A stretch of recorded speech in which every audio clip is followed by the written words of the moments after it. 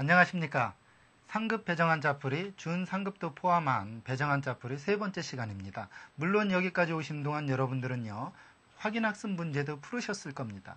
확인학습을 하는 데 있어 중요한 것은 배정환자를 익힌다는 사실이죠. 우리가 배정환자를 모르고서는 문제를 볼 수 없는 건 틀림없는 사실이니까요. 그런 의미에서요, 배정환자 한번 같이 배워보도록 하죠. 첫 번째 글자 같이 봅니다.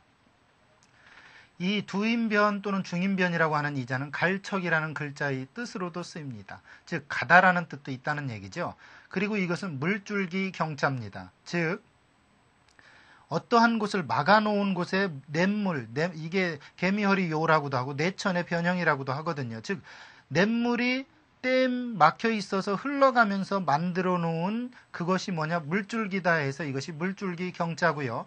즉 물줄기처럼 사람이 걸어갈 수 있는 곳이 뭐냐, 지름길이다 해서 지름길경이라는 글자입니다. 즉 가긴 걸을 수 있도록 물줄기처럼 곱게 난 길이라는 데서 이것은 지름길경, 바른길경 이런 뜻이 있습니다. 예를 들어 경로, 직경, 즉 곧바로 난 지름길이 직경이죠. 반경할 때 이 경은 지름길이라는 그런 뜻이 있다는 거죠. 그러니까요, 우리가 이 경자 들어간 글자를 어원을 알면 너무 쉽습니다. 즉 걸어갈 수 있도록 물줄기처럼 곱게 난 길이 뭐냐? 경이다. 그래, 반경, 직경, 지름길 뭐 이런 뜻이 있다 할 때의 경은 틀림없이 바르다라는 뜻, 즉 곧게 난 길이라는 뜻이 숨어 있다는 겁니다. 사실 우리가 반경을 또는 직경 재오다 할 때 직경을 곧바로 재지 않고 둘러가서 잰다면 그것은 경이라는 글자를 이해 못한 사람입니다. 그러면 또 다른 글자 보도록 하죠. 이번 글자는요, 밭갈경자입니다. 같이 보도록 하죠. 이것이 무슨 자인지만 알면 이게 이해가 됩니다. 이게 쟁기뢰라는 글자입니다. 쟁기, 즉 말 뒤에, 소나 말 뒤에, 특히 소겠죠. 소 뒤에서 그 땅을 갈아엎기 위해서 만들어 놓은 기구가 쟁기죠. 그 쟁기뢰라는 글자고요. 이것은 밭을 가로 세로를 반듯하게 해 놓은 자죠. 우물정이라는 글자이긴 하지만 중요한 건 뭐냐, 쟁기로 논이나 밭을 반듯하게 가로 세로를 간다는 데서 이게 밭갈다라는 뜻으로 밭갈경자입니다. 그러니까 어떤 사람이 이건 꼭 밭만 갑니까? 그래요. 아니죠. 쟁기가 가는 곳이 밭만 갈겠습니까? 당연히 논도 갈죠. 그러니까 제가 밭갈경 그러니까 왜 꼭 밭만 가느냐고 덤비지 마십시오.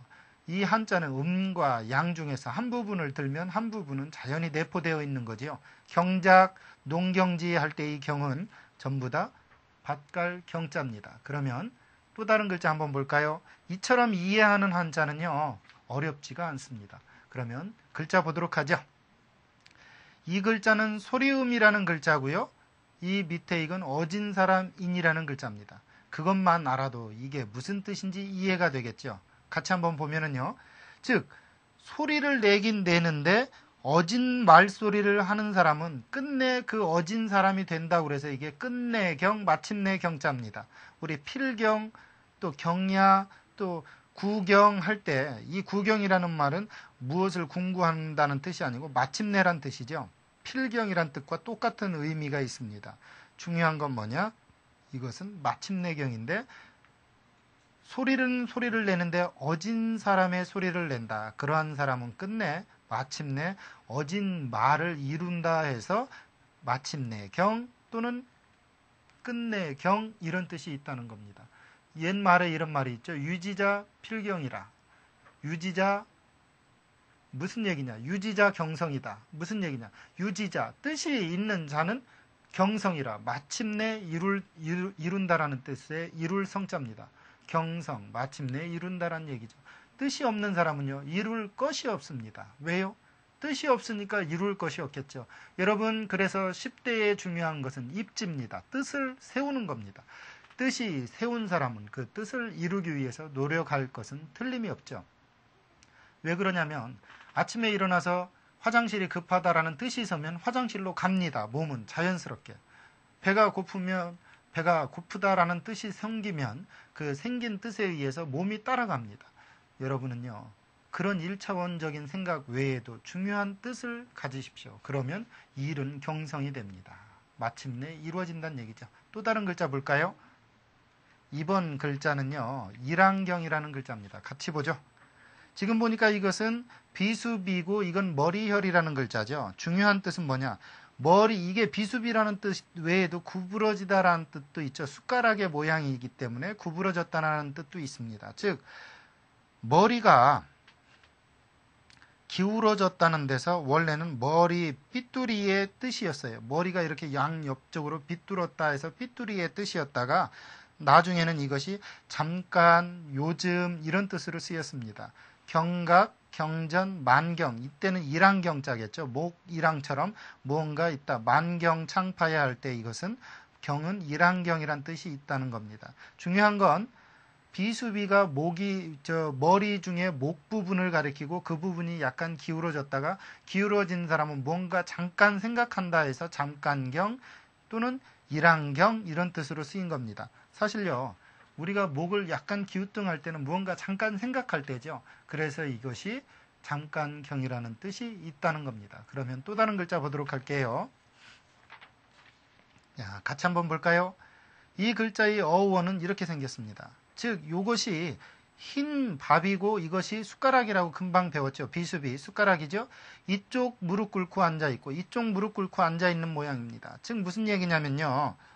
두 사람이 음식을 향해서 있다는 데서 원래 곡식을 풍족하게 받는 벼슬아치라는 뜻에서 벼슬아치 경자입니다. 벼슬경이란 뜻이에요. 그러나 시골향자도 이것과 어원이 똑같습니다. 즉, 이 흰백과 밑에 이 숟가락비는 밥을 먹는 거예요. 밥을 얘기하는 거예요. 즉, 밥을 양쪽 무릎을 꿇고 먹던 곳이 옛날 시골 생각이 난다 해서 시골향이라는 어원과 벼슬아치 경의 어원이 비슷하게 돼서, 아니 심지어는 똑같은 데서 출발했는데 이것은 밥을 충분히 자기 식구를 먹을 수 있을 만큼 그 월급을 받을 만한 벼슬아치다 해서 벼슬경이란 뜻으로 바뀌고요. 그런 의미에서 경제는 벼슬아치를 얘기하겠죠. 그 다음 경운, 경로, 이것은 전부 왠지 벼슬이 있는 사람들을 이야기합니다. 예나 지금이나 월급 받는 것은요, 많을수록 좋습니다. 벼슬아치경, 벼슬경에는요, 두 사람 이상 풍족하게 먹을 수 있는 밥을, 소위 말하면 그러한 자리, 벼슬의 지위라는 뜻이 있으니까요. 이왕이면요, 월급 많이 받으십시오. 비씨로 쓰지 마시고요. 이왕이면 많이 받으십시오. 그러면 또 다른 글자 보도록 하겠습니다.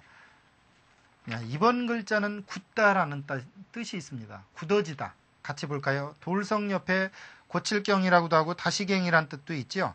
중요한 건 돌은 다시 보아도 변치 않는다. 사실 흙이나 나무나 사람은 변해도 돌은 다시 보아도 그 딱딱한 형태 그대로 있다 해서 굳고 단단하다라는 뜻으로 굳을경이란 뜻이 있습니다. 경직되다, 굳어진다는 얘기죠. 강경하다, 경화되다 할 때 이 경은 전부 굳고 단단하다라는 뜻이 있습니다. 그래서요, 사람이 돌 같으면 못 씁니다. 옛말에 곰 같은 아내보다는 여우 같은 아내가 낫다. 뭐냐, 곰처럼 미련 곰탱이 같으면요, 살림살이 하는데 어렵습니다. 실수는 할 망정 알랑알랑 돌처럼 딱딱하지 않은 마음을 가져야 무언가 분위기가 활기차지죠. 그런 의미에서 여러분, 활기찬 분위기를 갖기 위해서는 마음이 경직되지 마십시오. 그러면 또 다른 글자 보도록 하죠. 이번 글자는 언뜻 보아도 굉장히 이해하기 어렵습니다. 같이 볼까요? 원래는 이렇게 생긴 자입니다. 이게 무슨 자냐면 끝이 이렇게 세 갈래로 갈라진 어떤 창의 모양이었다가 이렇게 바뀌어서 이렇게 바뀐 겁니다. 즉 무슨 얘기냐? 끝이 갈라진 창을 땅에 세워둔 모양에서 이것은 변방이요, 변방 중에서 북쪽을 가리킨다 해서 북방개 또는 천간개라는 글자로 바뀌었습니다. 예를 들어 개방 그러면 북쪽을 이야기하겠죠. 그 다음 개유년 할 때, 이럴 때는 천간과 지간 중에 우리 갑자 중에 10번째 갑자죠.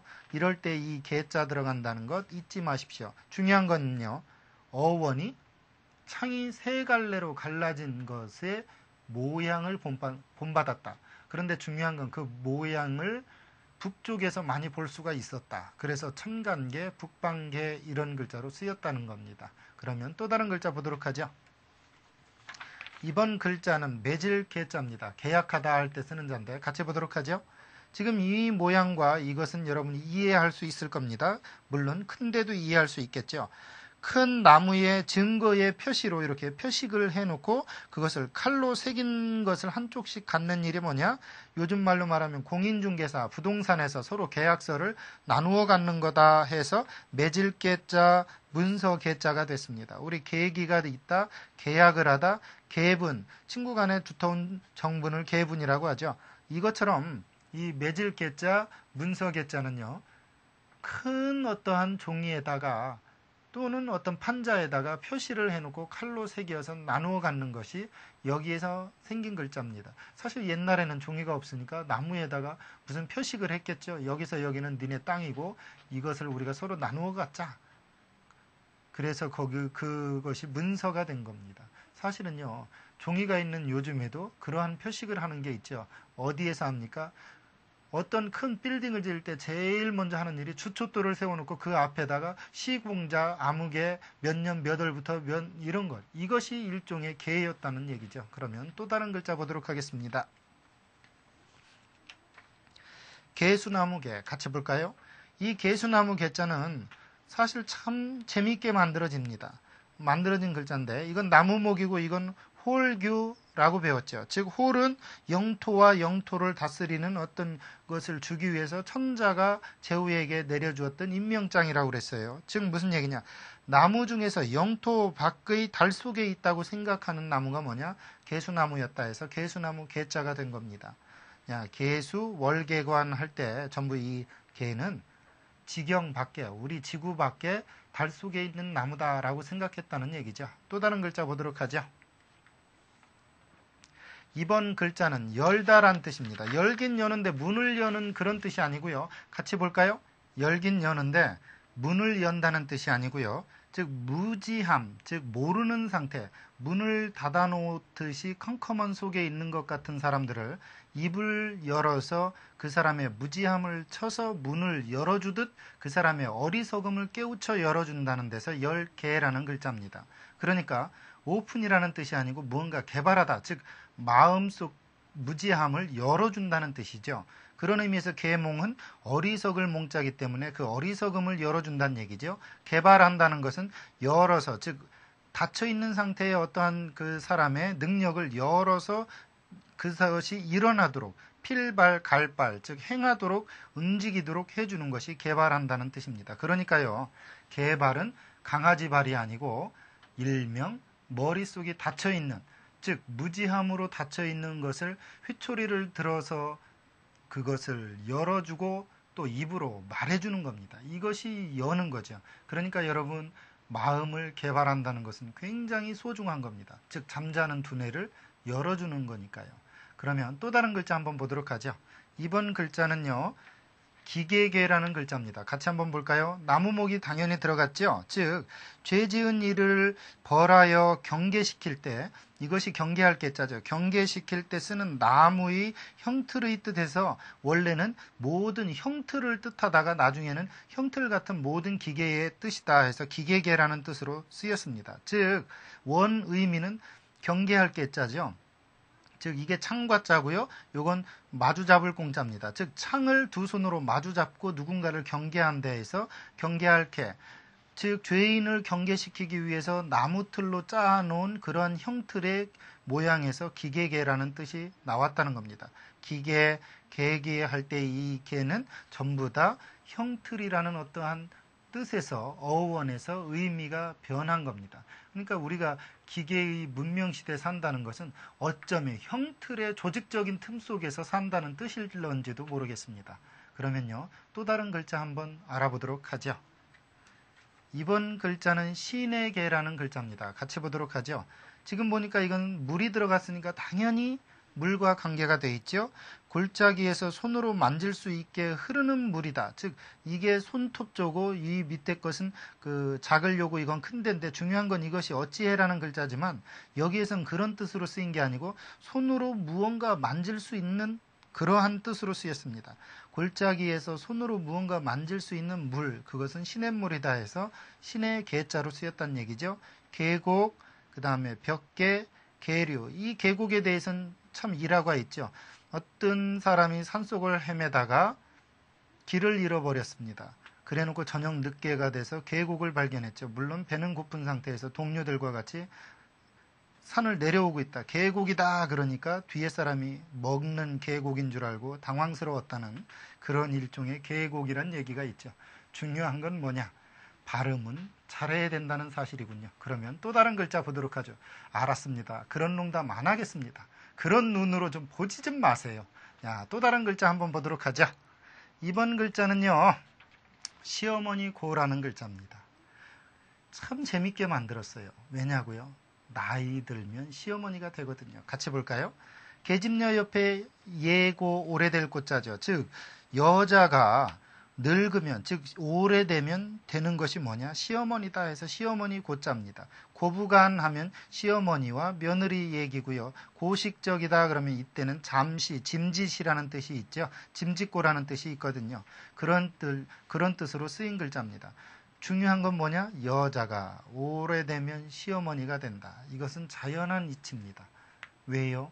예나 지금이나 오래되면 그것에 생기는 파생되는 여건이 생기거든요. 사실 수화로요. 할아버지나 할머니를 어떻게 하는지 아십니까? 이렇게 합니다. 이렇게 주름살을 내놓고 엄지를 합니다. 엄지는 남자란 뜻이고요. 새끼는 여자란 뜻이거든요. 즉 엄지, 머리에 주름살이 있는 부분을 가리키고 엄지를 하면 할아버지, 또 머리에 주름살을 내놓고 이렇게 하면 할머니. 그러니까 저 학생 그러는군요. 저는 벌써 할아버지라고 얘기하는군요. 중요한 건 뭐냐면 이렇게 세월이 가면 무언가 표현되는 양식이 드러난다는 거예요. 그것이 시어머니에도 있습니다. 그런데 다음 글자에도 있습니다. 한번 같이 볼까요? 이번 글자에도 보니까 예고자가 숨어 있습니다. 어떻게 숨어 있냐고요? 같이 볼까요? 나무목 옆에 예고 오래될 고, 즉 나무가 오래되면 당연히 시들겠죠. 그래서 이게 시들고 마를 고자입니다. 우리 오래된 나무는 당연히 말라 죽기 마련이라는 뜻에서 마를 고자인데 고갈하다, 고사하다, 말라 죽는 게 고사잖아요. 그런 의미에서 이 마를 고자는요. 어원 자체가 아까 얘기했던 제가 할머니나 할아버지의 그 수화처럼 특징적인 세월의 요소를 잡아내고 있는 거예요. 그러니까 한자가 어렵게 출발했던 것만은 아니라는 사실이죠. 또 다른 글자 한번 만나보도록 하겠습니다. 이번 글자는요. 북고라는 자입니다. 북. 같이 볼까요? 원래 이것은요. 이게 북이고 그 밑에 받침대고 이건 그 북 위의 장식입니다. 그래놓고 이것은 이게 손이고요. 요것은 그 손에 잡은 채입니다. 그러니까 장식이 달린 어떤 북을 손에 채를 들고 친다는 데서 북고 두드릴고라는 뜻이 있습니다. 우리 고동, 즉 심장이 고동친다 할 때 고동은 북으로 무언가를 치듯이 움직이는 게 고동입니다. 고무적이다. 무슨 일을 했는데 그것이 참 고무적이다 할 때는 북을 두드리고 춤을 추는 것 같은 어떠한 그러한 형태를 가지고 있는 게 고무적이다라는 고 할 때 쓰는 자입니다. 그러니까요. 한자를 알면 우리가 쓰는 수많은 자들이 얼마나 재밌게 만들어졌는지 이해하기 쉽죠. 오늘 강의는 여기까지입니다. 감사합니다.